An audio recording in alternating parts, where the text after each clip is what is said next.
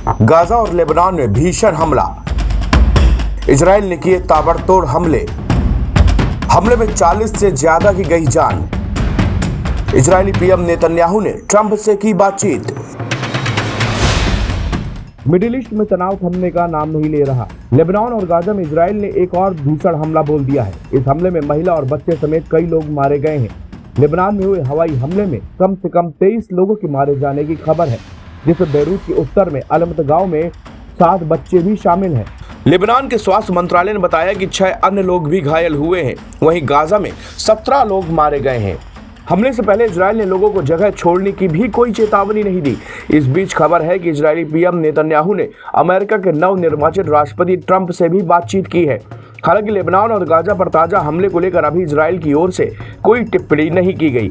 वहीं गाजा शहर के अल अहली अस्पताल के निदेशक डॉक्टर फलेम नदीम ने बताया कि उत्तरी गाजा के जबालिया में एक शहरी शरणार्थी शिविर में विस्थापित लोगों को आश्रय देने वाले घर पर इजरायली हमले में 9 महिलाओं समेत कम से कम 17 लोगों की जान चली गई।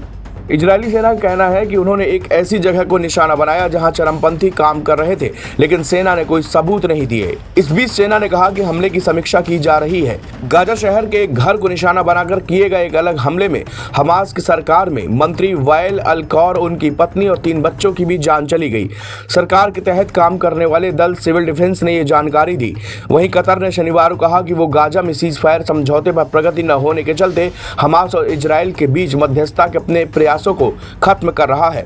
हालांकि अभी ये स्पष्ट नहीं है कि कतर में रह रहे हमास के शेष नेतृत्व को वहां से जाना होगा या वो कहां जाएंगे। मिस्र के एक अधिकारी के मुताबिक यदि दोनों पक्ष समझौते पर पहुंचने के लिए गंभीर राजनीतिक इच्छा दिखाते हैं तो कतर के मध्यस्थ प्रयासों को फिर से शुरू करने की संभावना है।